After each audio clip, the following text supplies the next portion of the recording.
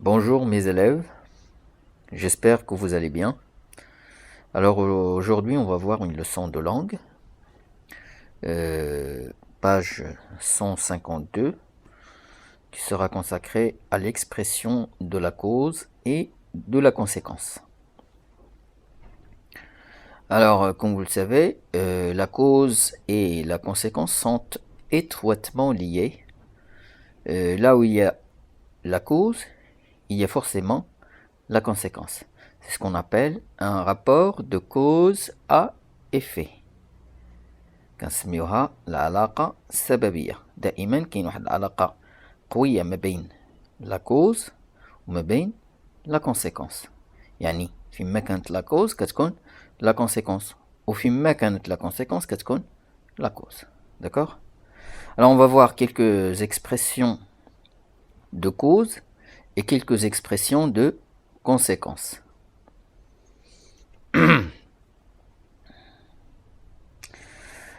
D'abord, on va voir le support que vous avez à la page 152. C'est une situation de communication. Alors, je vous lis la situation, suivez. Tu y as dit, l'affaire est tellement claire qu'on la réglera avant la fin de la journée. Eh bien, tu t'es planté, inspecteur Justin. Je l'ai dit parce que je le pensais, agent Gary, mais c'était sans compter sur l'imprévu. Alors d'abord, on va définir les éléments de cette situation de communication, c'est-à-dire on va chercher qui parle, à qui, de quoi, comment, où, pourquoi, etc. Alors commençons par qui parle. Alors si vous faites attention, vous allez trouver celui qui prend la parole le premier, c'est l'agent Gary. À qui parle-t-il? Il parle bien évidemment à l'inspecteur Justin. D'accord? Alors, de quoi parle-t-il? Alors, les deux personnages parlent d'une affaire, probablement une affaire, un crime peut-être, un vol. Voilà, une affaire judiciaire que les enquêteurs poursuivent. Alors, ce qu'on remarque d'abord dans ces deux énoncés, si vous voulez. Alors, premier énoncé ici, à gauche, qu'est-ce que vous remarquez? Il y a, si vous voulez, une phrase soulignée. D'accord? Il y a une phrase soulignée. Alors, cette phrase soulignée est donnée sous forme de discours direct parce qu'elle se trouve entre deux guillemets. D'accord? Deuxième énoncé, il y a aussi une phrase soulignée. C'est toujours le discours direct puisque c'est une situation de communication. Alors passons au premier exemple. Alors dans le premier exemple, qu'est-ce qu'on exprime? Alors je relis l'énoncé souligné. L'affaire est tellement claire qu'on la réglera avant la fin de la journée. Alors qu'est-ce qu'on exprime dans cette phrase ou bien dans cet énoncé? On exprime une conséquence. D'accord? On exprime une conséquence. Qu'est-ce qui montre que c'est une conséquence? Alors tout simplement parce que vous avez regardé, vous avez l'expression, ou plutôt la locution conjonctive tellement que. Tellement que. Alors avec cette conjonction, c'est une conjonction, d'accord? Avec cette conjonction, on exprime une conséquence. Alors, dans cette phrase où on a utilisé cette conjonction tellement que, bien évidemment, il s'agit d'une phrase complexe. Alors, puisque je dis une phrase complexe, ça veut dire quoi? Ça veut dire que c'est une phrase composée de deux propositions. Une proposition principale et une proposition subordonnée. Alors, la proposition principale, est relié à la proposition principale, à la proposition subordonnée par un subordonnant. Ce subordonnant ici, c'est la conjonction tellement que, qui exprime la conséquence. Alors, je vais définir les deux propositions. Alors, si vous prenez la proposition principale, regardez, l'affaire est claire. L'affaire est claire. Ça, c'est la proposition principale. La proposition subordonnée, la voilà, on la réglera avant la fin de la journée.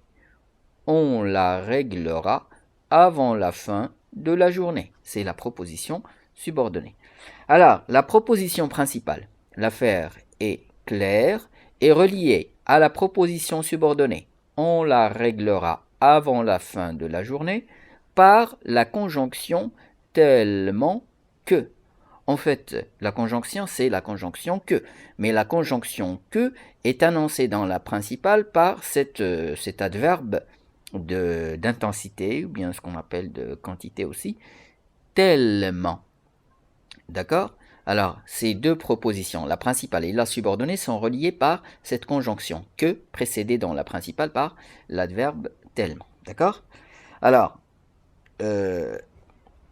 si vous remarquez bien, tellement que,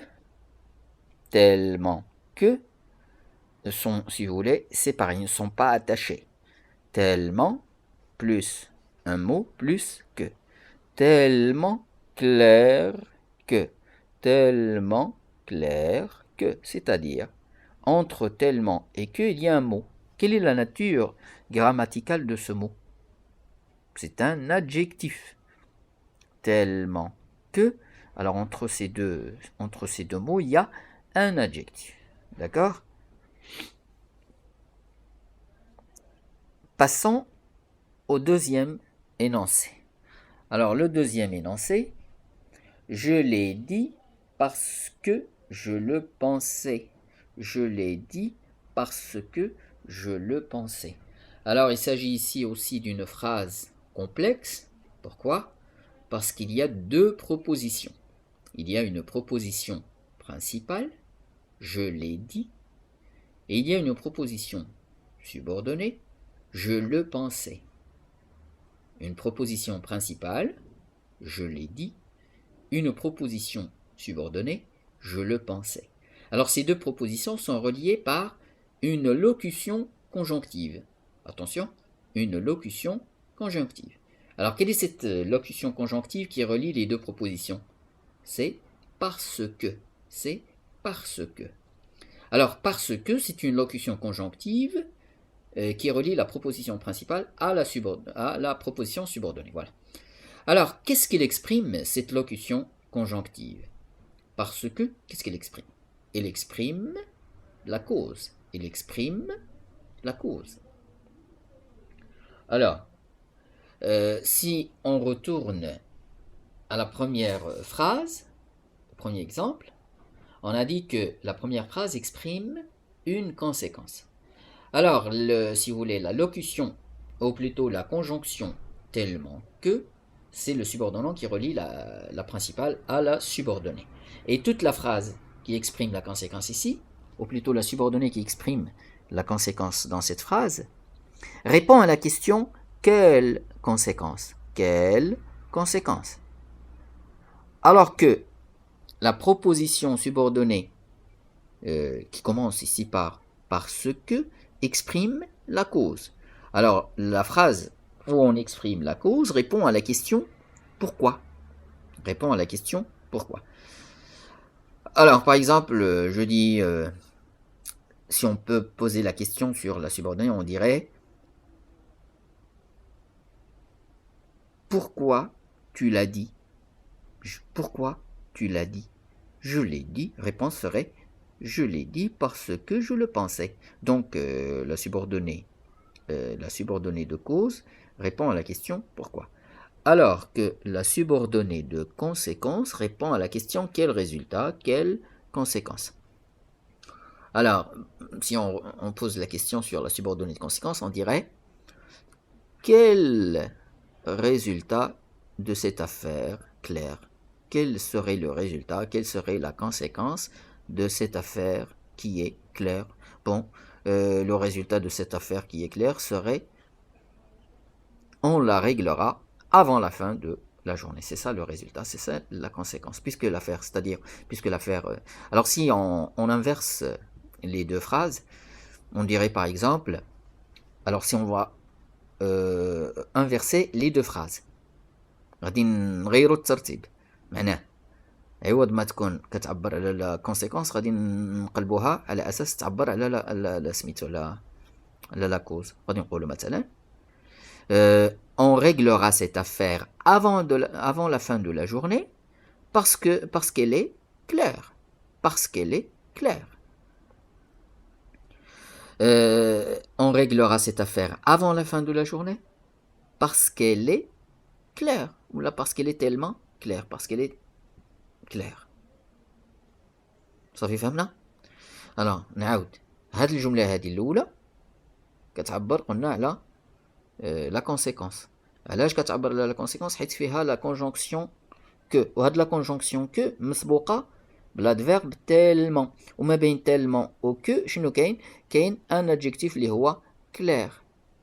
الاصل هو كو اكسبريم لا كونسيكونس، ولكن هاد كو كتكون مسبوقة في لا برينسيبال باياش؟ بهاد الادفيرب تيلمون ولا سي ولا طون ولا على حسب، وبيناتهم كيكون ان ادجيكتيف، عادة كيكون ان ادجيكتيف. بالنسبة لا subordonnée de conséquence قلنا كاين une principale une subordonnée وبيناتهم كاين هاد la locution هادي parce que qui exprime la cause. Voilà, je reviens.